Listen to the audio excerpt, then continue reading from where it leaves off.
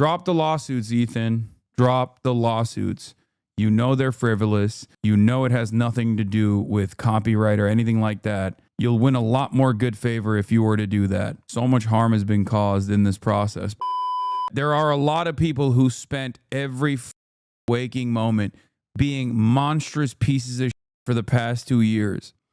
From the likes of people in prominent positions of power who had all of the power to do something about this and they refused to do so, down to YouTubers, okay?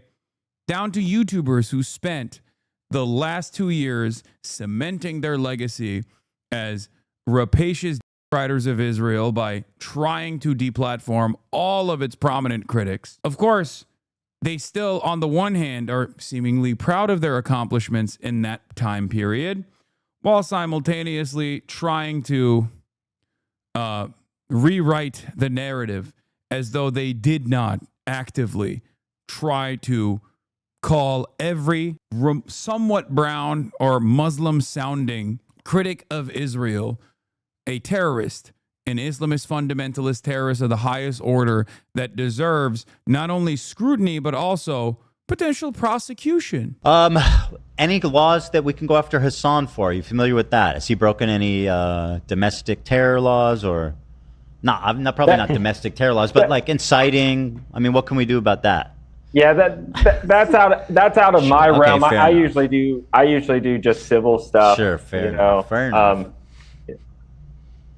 You're useless to me, Tom. Definitely deplatforming, so much so that the entire platform that hosts any sort of dissent against Israel and Israel's genocide must also suffer material harm. Wonder who I'm talking about. A person who, now that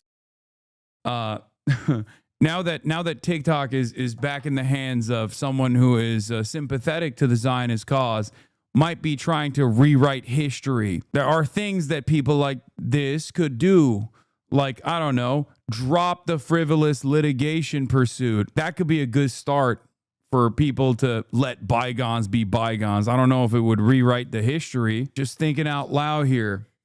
People who have made beeper jokes over and over again whenever, you know, Frogan was on screen, only to turn around and be like, beeper jokes. We would never make light of the Mossad terror attack on Lebanese people.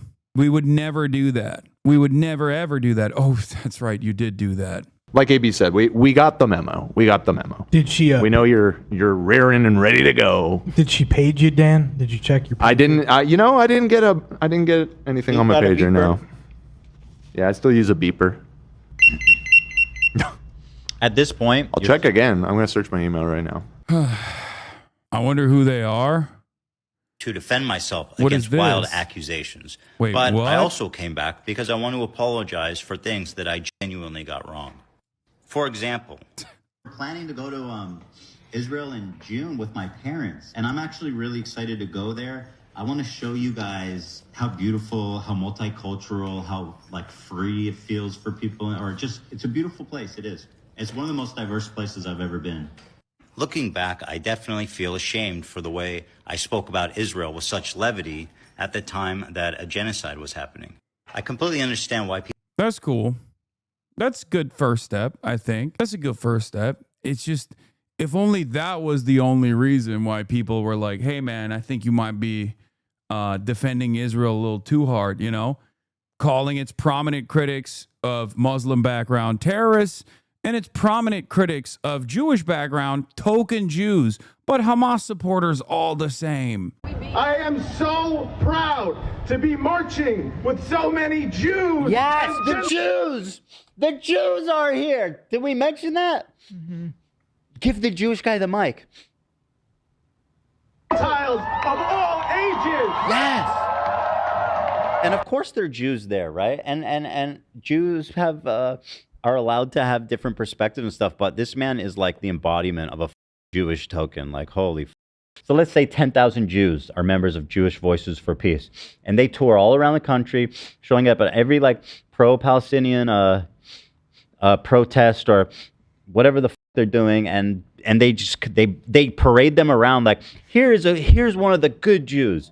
It's 10,000 people of 6 million in America, and part of the disgusting propaganda that they do is that they try to convince everybody that this represents the Jewish majority, but it's not. Not anyway. Whatever. It does not represent it.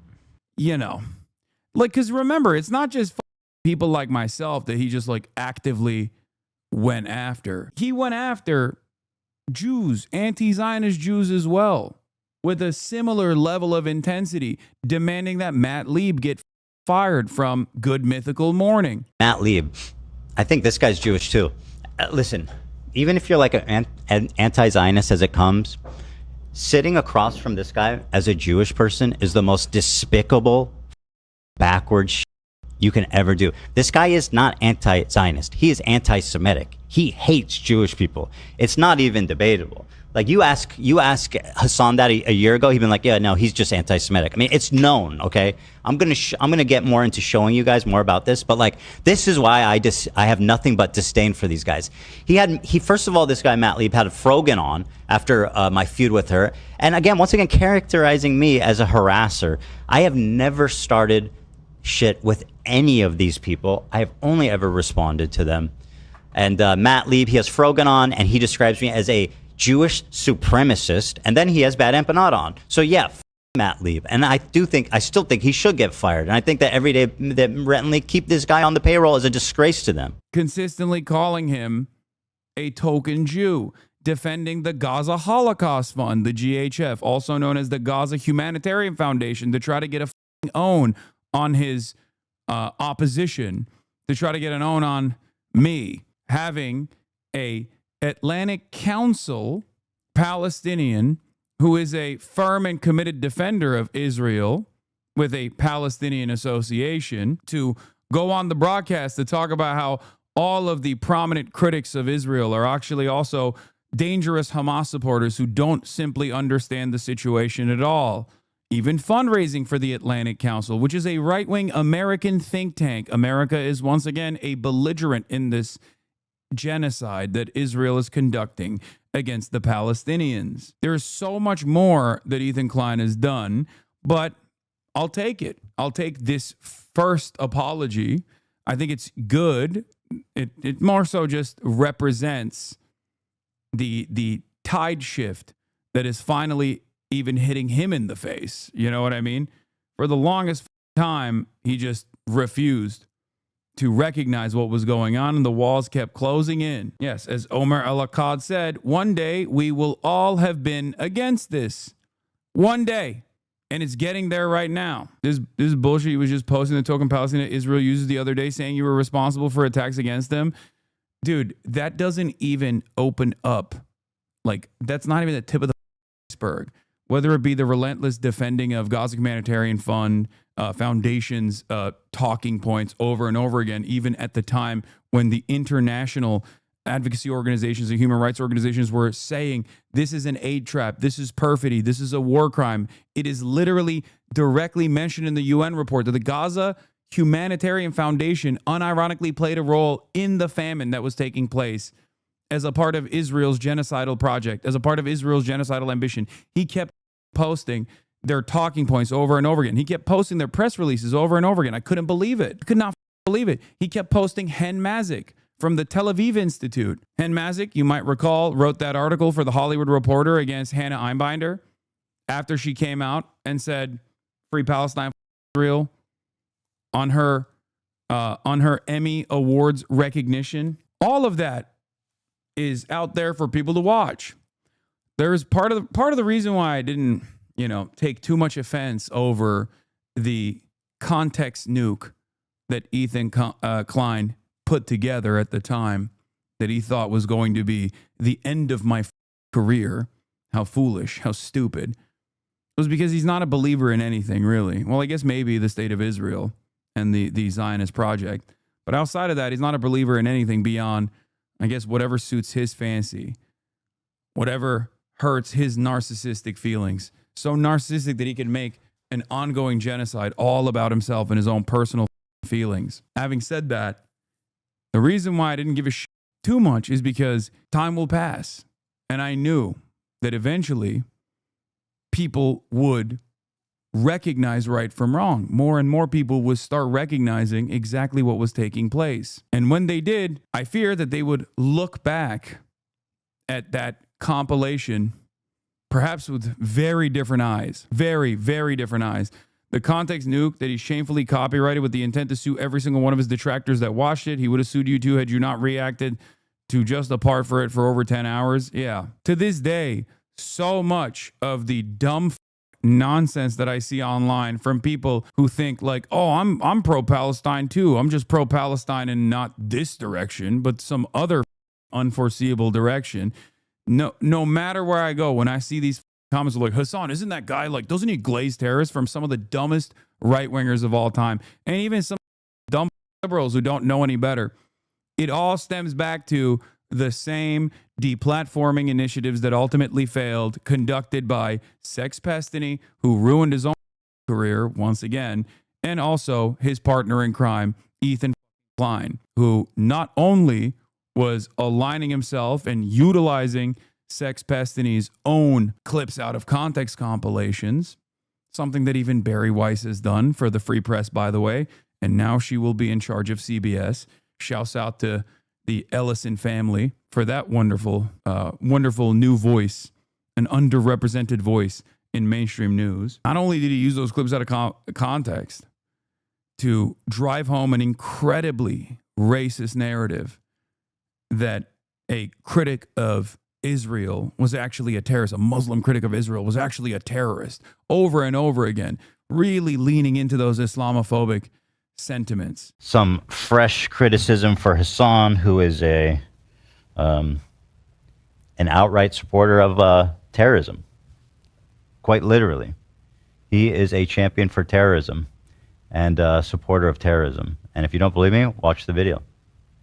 Thank you very much. That's all I have to say about that. Weaponizing it like it was nothing, on the wrong side of a goddamn genocide, but also even went as far as to directly, materially align with Destiny's partner, his podcast co-host, Dan Saltman, a 60-year-old psychopath who also, just like Ethan Klein, tried to actively not only deplatform me and many other critics of Israel, but also went so far as to initiate a adpocalypse, to try to initiate an adpocalypse against an entire platform of content creators on Twitch. What would you like to talk about? You want to talk about the mission? What's your progress going forward with Twitch?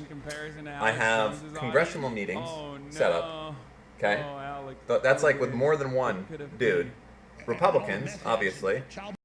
Shifted. What's a congressional meeting? Well, I guess it's when there's with multiple congressmen, and it's like a fact-finding mission for them, where they go and they. Oh, stop the video. Sorry. Super hard right now. Okay. All right. So a congressional video is where not a congressional video. A congressional meeting is where there's multiple of them, and they have their aides with them, their chiefs of staffs with them, and then they're trying to find out, like, okay, explain this to us, everything from start to finish, and they're taking notes, and then they're issuing subpoenas and shit like that after that based on the information of what you give. How insane.